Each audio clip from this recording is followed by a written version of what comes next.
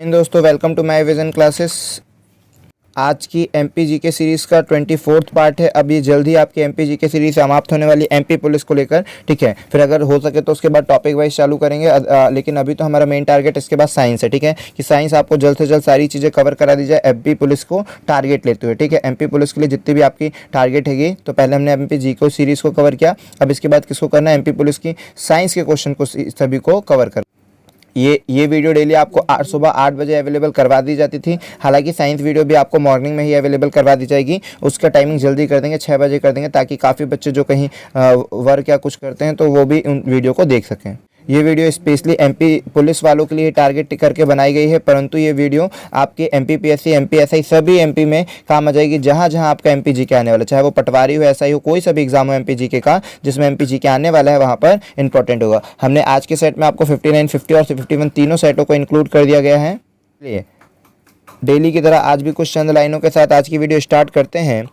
लाख दलदल हो पाँव जमाए रखिए, हाथ खाली ही सही ऊपर उठाए रखिए। कौन कहता है छलनी में पानी रुक नहीं सकता, बर्फ़ बनने तक हौसला बनाए रखिए। चलिए, तो इसी तरह आप अपने हौसले को बनाए रखें और बहुत अच्छी तरह से तैयारी करिए। जब तक कि आपका सिलेक्शन ना हो जाए, आपको पढ़ते रहना है और बहुत अच्छा पढ़ना। इस तरह की स्ट्रेटजी अपनाइए कि आपका जल्द से जल्द सिलेक्शन हो जाए। कम समय में ज़्यादा पढ़ने के लिए आपको थोड़ा स्मार्ट स्टडी भी करनी पड़ेगी। जितनी सारी चीज़ें हैं, सबसे पहले प्रीवियस ईयर के एनालाइज करने के लिए इसके लिए हमने आपको ये पूरी जीके सीरीज़ प्रोवाइड करा दी है। अब जब आप कभी एमपी जीके पढ़ेंगे तो आपको पहले ये एनालाइज हो जाएगा कि प्रीवियस ईयर में क्या क्वेश्चन आए थे और अब मैं जो पढ़ रहा हूँ वो उससे रिलेवेंट चीज़ें पढ़ रहा हूँ कि नहीं पढ़ रहा हूँ, ठीक है। तो इससे बहुत ज़्यादा आपको फ़ायदा होने वाला है एग्जाम में। चलिए, तो स्टार्ट करते हैं फर्स्ट क्वेश्चन से। सरस्वती और खान किसकी सहायक नदियाँ हैं? तो आपको पता होना चाहिए कि सरस्वती और खान किसकी सहायक नदियाँ हैं, ठीक है। शिप्रा नदी की सहायक नदी। सारे क्वेश्चन आपके नोट्स में इंक्लूड होने चाहिए, तभी आप अच्छी तरह से रिवीजन कर पाएंगे।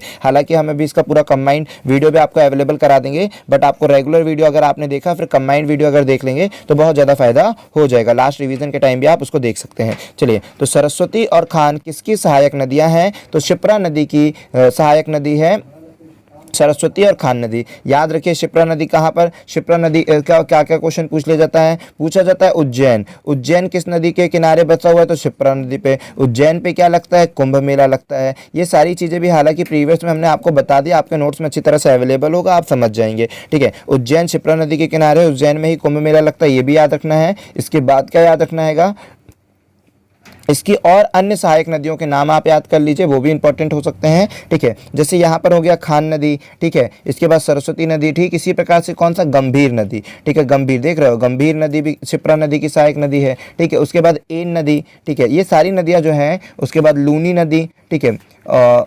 इन सभी चीज़ों में खान, ठीक है, ये सारी चीज़ गंभीर, एन, लूनी, ये सभी ना शिप्रा की सहायक नदी। लेकिन मेनली जो पेपर में कई बार पूछा जाता है वो खान नदी के ही बारे में ज़्यादा पूछा गया है कि खान नदी शिप्रा की सहायक नदी है, ठीक है। चलिए, तो नेक्स्ट क्वेश्चन पर चलिए, अभी क्वेश्चन देख लीजिए। ताज उल मस्जिद का निर्माण किनके द्वारा शुरू किया गया था? तो ताज उल मस्जिद, ठीक है, याद रखिएगा। ये ताजुल मस्जिद कहाँ पर है? ये ताजुल जो मस्जिद है वो भोपाल में, ठीक है। भारत की सबसे बड़ी मस्जिदों में से एक मस्जिद तालुज मस्जिद भी है, जिसका निर्माण सुल्तान शाहजहां बेगम, ठीक है, सुल्तान शाहजहां बेगम ने करवाया है। तो ये इंपॉर्टेंट फैक्ट है कि सुल्तान शाहजहां बेगम ने इसका निर्माण कराया है ताजुल मस्जिद का, जो कि भोपाल में स्थित है, ठीक है। इसके बाद क्या इंपॉर्टेंट फैक्ट बनता है वो याद रख लीजिए, ठीक है, कि भोपाल तो आपको पता है मध्य प्रदेश की राजधानी है, और इसका निर्माण तो आपने याद रख लिया कि सुल्तान शाहजहां बेगम ने करवाया था। मतलब इन्होंने शुरू करवाया था, पूरा कंप्लीट नहीं करवा पाई थी, उनकी बीच में ही मृत्यु हो गई थी, लेकिन कोई बात नहीं, अगर पूछा गया तो सुल्तान शाहजहां बेगम ने कराया था, ठीक है। तो कुछ और फैक्ट बता दें कि देखिए क्या हुआ था, भोपाल के निकट ना इस्लाम नगर था, वहां पर क्या हुआ था, वहां पर शाहजहां ने जन्म लिया था, ठीक है। शाहजहां ने क्या क्या था, जन्म लिया था, जो सिकंदर बेगम के एक मात्र जीवित बच्चा में काउंट हो रहा था, ठीक है। वो सिकंदर क्या चीज़ बता दी थी हमने ना, शाहजहां जो था, पहले पूरा बता दें, शाहजहां तो था वो कौन थे, वो सिकंदर सिकंदर बेगम का एकमात्र जीवित बच्चा था। ठीक है, सिकंदर बेगम का एकमात्र जीवित बच्चा था शाहजहां। फिर इसके बाद ना इनको 6 वर्ष में ही गद्दी प्राप्त हो गई थी। 6 वर्ष की उम्र में ही उन्होंने कहा कि गद्दी 1844 में ही, ठीक है, 6 वर्ष की उम्र थी इनकी 1844 के आसपास में, तो भोपाल के शासक के रूप में इनको मान्यता प्राप्त हो गई थी। ठीक है, उनको मिल गया था। हालांकि इतना ज़्यादा इंपॉर्टेंट नहीं है, बस इतना याद रखिएगा ताजुल मस्जिद का निर्माण किसने कराया, सुल्तान साहब बेगम ने कराया था। बस ये मोस्ट इंपॉर्टेंट है, बाकी इसके ज़्यादा अलावा कुछ नहीं है। पूछा जाएगा कि मस्जिद कहाँ है, तो भोपाल में। अब चलिए इस क्वेश्चन को देखिए, इस क्वेश्चन पे क्या क्या मोस्ट इंपॉर्टेंट फैक्ट बन सकते हैं वो सारी चीज़ें हम बता दें। रानी दुर्गावती इस प्रदेश से संबंधित है, तो याद रखिए रानी दुर्गावती किस प्रदेश से संबंधित है, जबलपुर। अब रानी दुर्गावती के बारे में ना बहुत सारी इंपॉर्टेंट फैक्ट हैं जो हम आपको बता दें, क्योंकि रानी दुर्गावती अभी तक आई नहीं थी और आई हैं तो मोस्ट इंपॉर्टेंट क्वेश्चन लेकर आई हैं अपने साथ, जिसके बारे में हम आपको डिटेल में जिन क्वेश्चनों में भी अगर हम कम मटीरियल दे रहे हैं, इसका मतलब हमने आपको पहले उनके बारे में कुछ बहुत सारी बातें बता दी है। ठीक है, ताकि इस वीडियो में आपका समय बच जाए, इसलिए हम इसके बारे में कई क्वेश्चनों में आपको कम बताते हैं, क्योंकि हमने प्रीवियस में उसके बारे में नॉलेज दे दिया है। हम जितना भी हमें लगता है कि आपको जहां जहां डाउट हो सकता है वो सारी चीजें और सारी क्वेरी को हम पहले ही बता देते हैं। ठीक है, उससे रिलेवेंट चीजें आपको किसी ना किसी वीडियो में जरूर देखने को मिला होगा। जब आप पूरी 1 बाय 1 जो देख रहा है उसको बहुत ज्यादा बेनिफिट होने वाला है, इतना निश्चित माने। रानी दुर्गावती इस प्रदेश से संबंधित थी, तो रानी दुर्गावती जी थी वो जबलपुर प्रदेश से संबंधित थी, जबलपुर जिले से थी। प्रदेश की बात करेगा तो मध्य प्रदेश से, ठीक है, लेकिन कहाँ पर, तो जबलपुर जिले से संबंधित है। लेकिन सर अब इसके बारे में थोड़ा एक्स्ट्रा फैक्ट बता दीजिए रानी दुर्गावती। ठीक है, तो रानी दुर्गावती के बारे में कुछ एक्स्ट्रा फैक्ट जो हम आपको बता दें। देखिए पहला तो ये क्वेश्चन पूछ लेता है कई बार आपसे कि रानी दुर्गावती जो है ना, ठीक है, रानी दुर्गावती का सबसे पहले तो हम ये बता दें कि रानी दुर्गावती एक्चुअल में मध्य प्रदेश की नहीं है। ठीक है, रानी दुर्गावती का अगर पूछ लेगा जन्म कहाँ पर हुआ, तो याद रखिएगा कि रानी दुर्गावती का जन्म हुआ था कालिंजर। ठीक है, कालिंजर में हुआ था। ये कहाँ पड़ेगा सर कालिंजर, ये पड़ेगा बांदा, और बांदा कहाँ पड़ता है, तो यूपी में। ठीक है, यूपी में कभी जाएंगे तो वहाँ पर पड़ेगा बांदा। ठीक है, तो जन्म इनका कहाँ हुआ था, रानी दुर्गावती का कालिंजर में हुआ था। ये कहाँ पड़ेगा, बांदा, और ये कहाँ पड़ेगा, यूपी में। ठीक है, तो अच्छी तरह से याद रखिएगा। इनकी जो मृत्यु हुई थी, ठीक है, ये गोंडवाना राज्य की शासिका बन गई थी। इनका क्या हुआ, ये गोंडवाना राज्य की शासिका बन गई थी, तो इनकी मृत्यु हुई थी। तो मृत्यु इंपॉर्टेंट फैक्ट है। नर्रई नाला, एक बार हमने आपको बताया था कि नर्रई नाला का क्वेश्चन बहुत बार पेपर में पूछा गया है कि नर्रई नाला कहाँ पर है, लेकिन शायद हमने आपको लास्ट वीडियो में पूछा था, कमेंट में बताइएगा कि शायद किसी ने बताया कि नहीं बताया, हमने देखे नहीं। ठीक है, तो आज जरूर बताइएगा नर्रई नाला, चाहे आपको ढूंढ कर बताना पड़े, कैसे ही बताना पड़े। नर्रई नाला हालांकि बता दिए हैं, शायद हमको याद आ रहा है कि हमने बता दिए, आपसे पूछे नहीं थे, तो आपको बताना है कि नर्रई नाला कहाँ पड़ेगा। ठीक है, जबलपुर में या मंडला में या कहाँ, किसके आसपास ये नर्रई नाला पड़ेगा। जबलपुर मध्य प्रदेश की ही बात हो रही है। ठीक है, तो इनकी जो मृत्यु हुई थी ना वो नर्रई नाला के पास हो गई थी। ठीक है, नर्रई नाला के निकट पे इनकी मृत्यु हो गई थी। तो ये भी आपको याद रखना है। इनके पति का नाम क्या था, तो दलपत सिंह। इनके पति का नाम था दलपत शाह। ठीक है, ये भी आपको पेपर में पूछा सकता है, पति का नाम, मृत्यु, जन्म। तो ये सारी चीजें हमने रानी दुर्गावती बारे में बता दी। अब रानी दुर्गावती के बारे में इंपॉर्टेंट बात, चूंकि आप जानते हैं अगर आप जबलपुर के हैं या फिर एमपी निवासी हैं और अगर आपने आरडीवीवी नहीं सुना तो फिर क्या सुना। ठीक है, आरडीवीवी नहीं सुना तो फिर क्या सुना, रानी दुर्गावती विश्वविद्यालय। अगर इसके बारे में आपने नहीं सुना तो फिर क्या सुना, तो रानी दुर्गावती विश्वविद्यालय आपको अच्छी तरह से पता होना चाहिए। आखिर हम आपको बता दें, पूछा जाएगा रानी दुर्गावती विश्वविद्यालय, हालांकि ये कॉलेज बहुत पुराना था, इसको ना जबलपुर विश्वविद्यालय के नाम से जाना जाता था। ठीक है, और फिर उसके बाद एमपी यूनिवर्सिटी की भी कई बार बोला गया। ठीक है, तो यहाँ पर जबलपुर विश्वविद्यालय का नाम बदलकर, जनरली अभी याद रखिए कि जबलपुर विश्वविद्यालय का नाम बदलकर इसे क्या रख दिया गया था, रानी दुर्गावती विश्वविद्यालय रख दिया गया। तो अगर पूछा जाएगा रानी दुर्गावती विश्वविद्यालय की स्थापना कब हुई, तो 12 जून 1956। ठीक है, 12 जून 1956 में आरडीवीवी की स्थापना हुई। अगर आपसे पेपर में पूछ लिया जाएगा कि रानी दुर्गावती विश्वविद्यालय की स्थापना कब हुई, तो आपको याद रखना है 12 जून 1956 में आरडीवीवी की स्थापना हुई है। अच्छी तरह से याद रखिएगा। इसके बाद बता दें और भी इंपॉर्टेंट फैक्ट। ठीक है, आरडीवीवी तो हो गया, रानी दुर्गावती विश्वविद्यालय अपने जो जबलपुर में है इनके नाम पर यह हुआ है। इसके बाद हम और बता दें रानी दुर्गावती के नाम पर ना क्या हुआ है, इनके नाम पर एक ट्रेन भी चलाई जा रही है, वो भी इंपॉर्टेंट फैक्ट है, जो कि ट्रेन चलाई जा रही है, तो वो भी याद होना चाहिए हमें। वो ट्रेन का नाम बता देते हैं। तो जबलपुर से कहाँ जाती है, जम्मू तवी। कहाँ जाती है वो, जबलपुर से जाती है जम्मू तवी जाती है। ठीक है, कौन सी, जबलपुर से जम्मू तवी जाती है। इनका नाम क्या, इस ट्रेन का नाम है दुर्गावती। ठीक है, दुर्गावती नाम से भी जाना जाता है, और जबलपुर तो जम्मू तवी भी बोलते हैं, वरना दुर्गावती ट्रेन के नाम से भी जाना जाता है। अगर आपको ट्रेन नंबर जानने की इच्छा है तो याद रखिए 11400 उनचास, ठीक है, 11,449 और 11,450, ठीक है, 11,449 ये अप होगा और डाउन क्या होगा 11,450, ठीक है। तो ये हो जाएगा, तो ये इस ट्रेन का नंबर भी है, तो उतना ज़्यादा इंपॉर्टेंट नहीं है। इनके नाम पर टिकट भी जारी किया गया था, लेकिन वो भी उतना ज़्यादा खास बात नहीं है, लेकिन आपको याद रखना है कि इनके नाम पर टिकट भी जारी की गई थी, एक ट्रेन भी चलाई गई है, यूनिवर्सिटी भी है, और भी बहुत सारी चीज़ें इंपॉर्टेंट है, लेकिन अभी तो आपके लिए फ़िलहाल इतना ही। अब देखिए ये वाला क्वेश्चन क्या बोला गया है, पार्वती बाल, भिखारी ठाकुर और पूनाराम निषाद। तो पार्वती बाल, भिखारी ठाकुर, पूनाराम निषाद, ये सब क्या हैं, लोक संगीतकार हैं, ठीक है, लोक संगीतकार है। बहुत बार पेपर में पूछ लिया जाएगा, इनका नाम आपको इंपॉर्टेंट याद रखना है, ठीक है, इनका नाम बहुत इंपॉर्टेंट है। पार्वती बाल कहाँ के हैं, तो याद रखिए पार्वती बाल कहाँ की है, बंगाल की लोक गायिका रहेगी ना, जो बंगाल एरिया रहेगा उसकी लोक गायिका पार्वती बाल है। भिखारी ठाकुर, भाष्य भिखारी, भाष्य भोजपुरी, ठीक है, तो भोजपुरी संगीतकार हैं ये, ठीक है, भोजपुरी के लोक संगीत गाते हैं वो भिखारी ठाकुर है। हाँ, और याद रखिए भिखारी ठाकुर को क्या कहा जाता है, मतलब इनके कीर्तन, भजन, लोक गायन, है ना, ये सारी चीज़ें जो होती है ये सब, तो भोजपुरी के बहुत अच्छे कलाकार हैं भिखारी ठाकुर जी। और याद रखना है आपको, ये भोजपुरी के, तो जैसे हमारे भारत देश के शेक्सपियर किसे कहा जाता है, भारत का अगर शेक्सपियर कहा जाता है तो भारत का शेक्सपियर किसे कहा जाता है, भारत का शेक्सपियर किसे कहा जाता है, आपका कालिदास जी को। ठीक इसी प्रकार से पूछा जाएगा कि भोजपुरी संगीत का शेक्सपियर किसे कहा जाएगा, ठीक है, भोजपुरी संगीत का शेक्सपियर किसे कहा जाएगा, तो भिखारी ठाकुर जी को ही भोजपुरी का संगीत का शेक्सपियर कहा जाता है। तो पार्थिव बाल भी हो गया, भिखारी ठाकुर के बारे में भी कुछ एक्स्ट्रा फैक्ट हमने आपको बता दिए। पूनाराम निषाद के बारे में हम आपको एक्स्ट्रा फैक्ट बता दें कि ये पूनाराम निषाद कहाँ से बिलोंग करते हैं, तो पूनाराम निषाद छत्तीसगढ़ से बिलोंग करते हैं, ठीक है, छत्तीसगढ़ से। और ये किसके लिए प्रसिद्ध है, पाडवानी गायक, अपने मध्य प्रदेश से भी ना कई कलाकार हैं जो पाडवानी गायक के लिए प्रसिद्ध हैं, तो आपको देख लेना पाडवानी गायक के बारे में थोड़ा बहुत, ठीक है। तो पाडवानी गायक हो जाएगा पूनाराम निषाद, छत्तीसगढ़ से बिलोंग करते हैं, पाडवानी गायक। भिखारी ठाकुर, भाष्य भिखारी, भोजपुरी हैं, भोजपुर के शेक्सपियर कहे जाते हैं भोजपुरी की कला के। पार्थिव बाल, बाल से याद रखिए बंगाल, ठीक है। तो ये सारी चीजें आपको नाम याद होने चाहिए कि कौन कहाँ से बिलोंग करता है, और सब के सब क्या है, लोक संगीतकार है, लोक संगीत गाते हैं। कीर्तन, भजन, ये सारी चीजें जो होती है ना इसी में आएगी। देखिए राजा भोज खालिस्तान राजवंश का हिस्सा थे, तो इंपॉर्टेंट फैक्ट है राजा भोज के बारे में, ठीक है। इनके बारे में तो चलती भी है ना कहानी, कहाँ राजा भोज कहाँ गंगू तेली, तो याद रखिए राजा भोज। तो राजा भोज किस वंश के हैं, तो याद रखिएगा राजा भोज परमार वंश के हैं, ठीक है। राजा भोज कहाँ के, परमार वंश के। कई बार इसी को इस तरह से भी लिखा जाता है पवार, ठीक है, पंवार ऐसे करके भी। तो परमार वंश के हैं राजा भोज। इसके बारे में और क्या इंपॉर्टेंट फैक्ट है सर, वो बता दीजिए। जी बिल्कुल, हम आपको बता देते हैं। याद रखिए कि जो राजा भोज हैं वो 9वें, ठीक है, परमार वंश के 9वें राजा हैं, ठीक है। राजा भोज क्या है, परमार वंश के 9वें राजा थे। और याद रखिए, अब एमपी में क्यों बता रहे हो सर इसके बारे में, क्योंकि ये मालवा क्षेत्र के, ठीक है, मालवा क्षेत्र की इन्होंने क्या करी थी, मालवा क्षेत्र की जो राजधानी थी इन्होंने धार नगरी को बनाया था, धार नगरी को बनाया था, जिसे अभी हम धार के नाम से जानते हैं, जो इंदौर में है, ठीक है। ये भी इंपॉर्टेंट फैक्ट बनता है, ये आपको याद रखना है। इसके बाद बस इतना ही इंपॉर्टेंट फैक्ट इससे बन सकता है, ठीक है, राजा भोज के बारे में, परमार वंश के और 9वें राजा थे, और धार मालवा क्षेत्र की राजधानी इन्होंने धार बनाई थी। ईयर उतना ज़्यादा इंपॉर्टेंट नहीं है।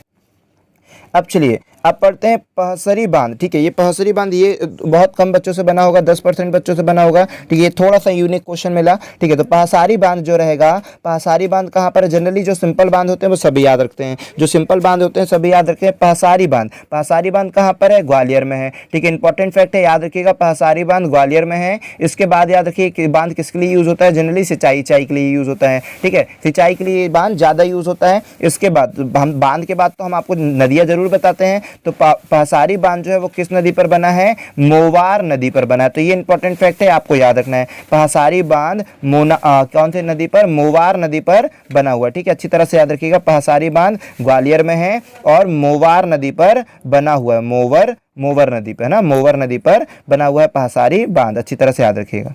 चलिए फिर से शिप्रा नदी के बारे में पूछ लिया गया है, ठीक है। तो शिप्रा नदी के बारे में याद रखिए, शिप्रा नदी का उद्गम कहाँ से हुआ है, तो काकराबाड़ी पहाड़ी से हुआ है, ठीक है। शिप्रा नदी का उद्गम काकरीबाड़ी पहाड़ी से हुआ है, ठीक है, अच्छी तरह से याद रखिए। शिप्रा नदी का उद्गम काकराबाड़ी पहाड़ी से हुआ है। ये हालांकि हमने और भी आपको पहले वीडियो में अवेलेबल करवा चुके हैं। अमरकंटक जिला आपने खुद देखा, अमरकंटक जिला आपने देखा कि 2017 के पेपर में लिस्ट लग गई अमरकंटक जिला की, ठीक है। इतने क्वेश्चन पूछे गए, इससे कुछ मत पूछे, ठीक है। तो आपको पता होना चाहिए कि अमरकंटक जिला कहाँ पर पड़ता है, अनूपपुर में, ठीक है। अमरकंटक जिला में कितनी नदियों का उद्गम स्थल है, 3 नदियों का मेनली उद्गम स्थल है। कौन कौन सी वो 3 नदी है, नर्मदा नदी हो जाएगा, ठीक है। उसके बाद क्या हो जाएगा, यहीं पर दुग्धधारा भी जलप्रपात यहीं पर पड़ेगा। अगर पूछा जाएगा दुग्धधारा जलप्रपात कहाँ है, मिल्की वे दुग्धधारा जलप्रपात कहाँ है, तो अमरकंटक में पड़ेगा। यहाँ से किस किस नदी का है, तो 3 नदी का, नर्मदा नदी, सोन नदी, और सोने को देखकर क्या हो जाएंगे, बहुत सारा सोन देख करके हिल जाएंगे, तो जोहिला नदी, ठीक है। नर्मदा नदी, सोन नदी और जोहिला नदी, तीनों नदियों का उद्गम स्थल यहीं से है। ये सब इंपॉर्टेंट फैक्ट है जो आपको याद रखना। नर्मदा के समांतर बहने वाली नदी का नाम क्या है, तो नर्मदा के समांतर बहने वाली नदी कौन सी होगी, ताप्ती नदी। आपको ये फैक्ट याद ही रखना है कि नर्मदा के समांतर बहने वाली नदी का नाम क्या है, ताप्ती नदी। हालांकि इसमें और भी बहुत कुछ बताने को, लेकिन उतना खास नहीं है आपके लिए कि पेपर के व्यू पे अगर हम बात करें ना, तो पेपर के व्यू पे उतना इंपॉर्टेंट नहीं है, तो फिर क्या उस पर ज़्यादा चर्चा करी जाए। चलते हैं नेक्स्ट क्वेश्चन पर। चलिए फिर नेक्स्ट क्वेश्चन, ये भी कितना फेवरेट क्वेश्चन और बार बार रिपीटेड क्वेश्चन पूछ लिया कि प्राचीन शहर उज्जैन किस नदी के तट पर है, तो प्राचीन शहर जो उज्जैन है वो क्षिप्रा नदी के तट पर स्थित है, ठीक है। और उसके बाद हमने आपको बताया था कि उज्जैन में क्या लगेगा, हर 12 वर्ष के बाद कुंभ मेला लगता है। ये भी आपको बताया गया था कि हर 12 साल के बाद यहाँ पर कुंभ मेला लगता है। उज्जैन क्षिप्रा नदी के किनारे स्थित है। उज्जैन पर ही महाकालेश्वर है, जो कि भारत देश में टोटल 12 ज्योतिर्लिंग है। भगवान शिव जी के 12 ज्योतिर्लिंग स्थापित हैं, जिनमें से एक ज्योतिर्लिंग अपने उज्जैन में आता है, महाकालेश्वर। और मतलब मध्य प्रदेश में टोटल जो 2 ज्योतिर्लिंग है, एक महाकालेश्वर उज्जैन में, एक ओमकारेश्वर खंडवा में। दोनों इंपॉर्टेंट क्वेश्चन है, सारी चीजें इंपॉर्टेंट फैक्ट है।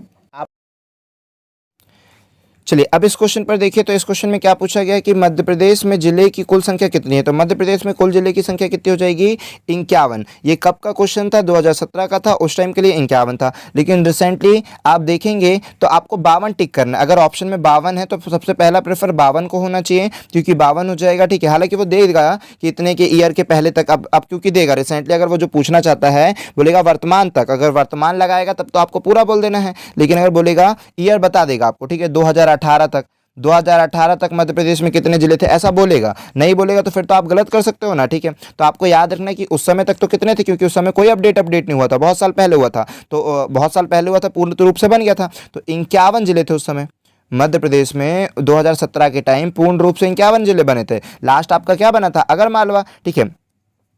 अगर मगर आया था तो 2013 में बना था। अगर मगर कर रहा था कि 13 मेरा कर रहा था कि अगर मगर, तो 13 मेरा कर रहा था, तो 13 में 2013 में अगर मालवा वाला था। उसके बाद अब पेपर तो आपका 2017 में हुआ था, तब तक तो कोई चेंजेस नहीं, तो 51 जिले थे। अब उसके बाद अगर 2018 में हो गया होता तो भी विवाद होता कि 51 टिक करें कि 52 टिक करें। तो आपको याद रखना है, जब जिला पूरा बन जाए, नाम बस घोषणा करने देने से हमको नहीं होना चाहिए, ऑफिशियली जब उसे मान्यता प्राप्त हो जाए तब भी हम मानेंगे आपको, ठीक है। याद क्या रखना, ऑफिशियली मान्यता प्राप्त हो जाए तभी हम मानेंगे, घोषणा कर देने मात्र से हम नहीं मानेंगे कि वो जिला बन गया है। लेकिन हाँ, वो बनेगा, निश्चित है, प्रस्तावित है तो निश्चित बनेगा वो, लेकिन बना नहीं है तो हम उसको काउंट नहीं करेंगे। तो याद रखो, अब आपको बताना है 52 जिले, ठीक है। 52 जिले आपको बताना है कि 52 जिले हो गए। कौन सा 52वां जिला है, निमाड़ी, ठीक है। आपके पेपर में आपसे पूछा जाएगा, पीएससी में लिख कर ले लीजिए कि ये पूछा जाएगा, एमपी पुलिस में पूछा जाएगा कि 52वां जिला कब बना है, क्योंकि 52 उसके बाद 51 के बाद तो 52 का क्वेश्चन ही नहीं बन पाया, पुलिस ने एग्जाम ही नहीं ली है ना, एमपी इतनी ढीली डाली थी, जॉब ही नहीं निकाली, तो 52 तो पूछा ही नहीं पेपर में। तो पूछा जाएगा मध्य प्रदेश का 52वां जिला कौन था है, तो मध्य प्रदेश का 52वां जिला है निमाड़ी। तो क्या क्या पूछ सकता है इससे कि मध्य प्रदेश का 52वां जिला निमाड़ी है, किससे अलग हुआ है, तो याद रखना है टीकमगढ़ से अलग होकर बना है, ठीक है। मध्य प्रदेश का 52वां जिला निमाड़ी टीकमगढ़ से अलग होकर बना है। इसके बाद और क्या इंपॉर्टेंट क्वेश्चन है, 1 अक्टूबर 2018 को बना है। ये इंपॉर्टेंट फैक्ट है। क्या है इंपॉर्टेंट फैक्ट कि एक डेट पूछेगा पीएससी में, तो मान लीजिए 1 अक्टूबर 2018, अपने में भी पूछ सकता हूँ, उसमें कौन सी बड़ी बात है, पुलिस में भी आपसे पूछ लेगा। 1 अक्टूबर 2018 को बना है। अब इसके बाद और एक्स्ट्रा फैक्ट हम आपको बता दें, ये तो हो गई 52वां टिक करना है। अगर बोलेगा वर्तमान समय तक कितने प्रस्तावित जिले हैं मध्य प्रदेश में, कितने प्रस्तावित को काउंट कर लिया जाए तो, ठीक है। लेकिन प्रस्तावित नहीं, कुल पूछेगा 52 ही टिक करना आपको, क्योंकि अभी बाकियों को पूर्ण रूप से मान्यता नहीं प्राप्त हुई है। हालांकि कहा जा रहा है कि नागदा को तो मिल रही है, क्योंकि नागदा का आरटीओ भी नंबर जारी करने की बात कर रहा है, ठीक है। लेकिन अभी छोड़ दीजिए, अभी आपको 52वां याद रखना है। फिर जो भी अपडेट रहेगी, हम तो आपसे बने हुए जुड़े हुए, आपको जरूर बता देंगे सारी अपडेट, ठीक है। बस आप वीडियो पर बने रहा करें। चलिए, तो अब आते हैं क्या चीज़ें, अगर बात की जाए ऐसे सर कितने जिले हो गए घोषणा की, अगर बात काउंट कर ली जाए तो देखिए 53वां जिला भी हो गया है, 54वां जिला भी है, 55वां जिला भी है। लोगों को तो केवल 55 ही तक याद है, लेकिन एक और याद रखो, एक और की बात चल रही है 56वें जिले की। इसकी बात तो शिवराज ने कब का किए थे, लेकिन अभी तक बना नहीं है। ठीक है, इसकी बात तो 56वीं की बात तो आप शिवराज ने कब से कर दिए थे, फिर भी नहीं बना, लेकिन ये भी बन सकता है। ठीक है, इसकी भी उम्मीद है। तो यहाँ पर इकट्ठे बोला गया था किस किस जिले की घोषणा कर दी गई थी। ये तो बनेंगे, ये निश्चित है बनेंगे, इसके बारे में ज़्यादा इन्फॉर्मेशन नहीं है कि बनना है कि नहीं बनना, लेकिन ये निश्चित तो 3 तो बनेंगे ही बनेंगे। कौन कौन सा? नागदा, नागदा आई थी, नागदा की घोषणा हुई होगी अगर आप लोगों ने देखा होगा। तो नागदा के बाद आया था चचोड़ा। ठीक है, चचोड़ा जिला बनेगा। उसके बाद ये हो गया चचोड़ा, फिर होगा मैहर बनेगा। ठीक है, मैहर या मैहर भी बोल देते हैं कई लोग। उसके बाद बागली, ये इसकी घोषणा तो शिवराज ने करी थी, लेकिन अभी तक बनी नहीं है। ठीक है, बागली। अब बता दें सबके बारे में, ये 3 मेन है। नागदा किससे अलग होकर बनेगा? उज्जैन से। ठीक है, नागदा जो जिला बनेगा किससे अलग होकर? उज्जैन से। चचोड़ा किससे अलग होकर बना? गुना से। ठीक है, उसके बाद मैहर किससे बनेगा? सतना से। ठीक है, तो ये सारे क्या हो जाएंगे? जिले मध्य प्रदेश के बने जाएंगे। ठीक है, अगर ऑप्शन में रहेगा 55 तो ठीक है, 55 पे ही जाना, 56 से कंफ्यूज मत हो जाना। 56वां हम ऐसे ही बता दे रहे हैं, इसके बारे में कुछ अभी चर्चा नहीं है। ठीक है, बहुत पहले हुई थी चर्चा कि बनेगा। ठीक है, तो 56वां जिला कौन सा रहेगा? बागली। कहाँ से अलग होगा? देवास से। ठीक है, देवास से अलग होकर बागली बनेगा। तो ये भी इंपॉर्टेंट फैक्ट है, सभी याद रखना है। नागदा, चचोड़ा, मैहर, बागली किस किस से अलग होगा, ये इंपॉर्टेंट है। सारे इंपॉर्टेंट फैक्ट है जो आपको याद होने चाहिए। अब इस क्वेश्चन पर चलिए, ये क्वेश्चन भी बहुत इंटरेस्टिंग क्वेश्चन और अच्छा क्वेश्चन भी है कि निम्नलिखित में से किस राज्य सरकार ने मई 2017 में पॉलीथीन, देखिए दे दिया ना, ईयर दे दिया ना, क्योंकि पॉलीथीन और भी स्टेट ने बंद किया, तो इसने परफेक्ट दे दिया कि मई 2017 में पॉलीथीन बैग पर पूर्ण रूप से प्रतिबंध की घोषणा किसने की? तो पूर्ण रूप से प्रतिबंध की घोषणा था। देखिए, ये कागजी कार्रवाई है, ये कागजी कार्रवाई है। जरूरी नहीं कि ऑन ग्राउंड ऐसा हो रहा हो, ये पॉलीथीन पूर्ण रूप से बंद हो गई, ऐसा पॉसिबल नहीं है। ठीक है, बहुत सारी चीज़ें चलती है। ऐसे बोल दिया गया शराब बंद हो गई है यूपी बिहार में, तो क्या बिहार में शराब बंद हो गई है? अगर बोल दी कि बिहार में शराब बंदी हो गई है, तो बिहार में शराब बंदी हो गई, गजब कर दी। ठीक है, तो ऐसा नहीं होता है, वो इलीगल काम चालू हो जाता है। फिर अगर सरकार ने बैन लगा दी तो उसका काम इलीगल चालू हो जाएगा, इतना तो मानकर चलिए। ठीक है, तो 2017 में पॉलीथीन बैगों पर पूर्ण रूप से प्रतिबंध लग गया। वो कहा कि मध्य प्रदेश सरकार ने लगाई थी 2017 में, याद रखिए, है ना। कहा जाता है कि 50 माइक्रोन से कम, ठीक है, 50 माइक्रोन से कम पन्नी यूज नहीं कर सकते। ऐसा नहीं कि पूर्ण रूप से पन्नी का बैग हो जाएगा, 50 माइक्रोन से कम की पन्नी आप यूज नहीं कर सकते हो। ठीक है, 50 माइक्रोन क्या होता है? अब ये पन्नी यूज एंड थ्रो हो जाती है, और जहां ये पन्नी फिकती है, तो पन्नी फिकने के बाद ये धरती पर चली जाती है, 1000 वर्ष तक नष्ट नहीं हो पाती है। ठीक है, 1000 वर्ष से भी ज्यादा वर्ष लग जाते हैं इतनी सी पॉलीथीन नष्ट होने के लिए। तो 50 माइक्रोन से कम की पन्नियों का यूज हो गया। हालांकि से ये नहीं पूछा जाएगा कितने माइक्रोन से कम की पन्नियां यूज करने पर प्रतिबंध है। आपसे ये पूछा जाएगा कि किसने किया, तो मध्य प्रदेश ने भी पॉलीथीन पर प्रतिबंध लगा दिया है सबसे पहला। ठीक है, आरटीआई के आंसर के अकॉर्डिंग मिला था। आरटीआई किसी ने लगाया कि भाई बताइए कि आखिर पॉलीथीन सबसे पहले कहाँ बंद हुई थी? तो 2011 में सबसे पहला, भारत का पहला राज्य जिसने पॉलीथीन पर पूर्णतः प्रतिबंध लगाया था वो है हरियाणा। ठीक है, भारत का कौन सा राज्य? 2011 में हरियाणा ने लगाया था प्रतिबंध पॉलीथीन पर। तो याद रखिएगा, ये भी इंपॉर्टेंट क्वेश्चन है। अब देखिए, फिर से आ गया हिंडोला महल। ये तो आपको कितना परेशान कर रहा है।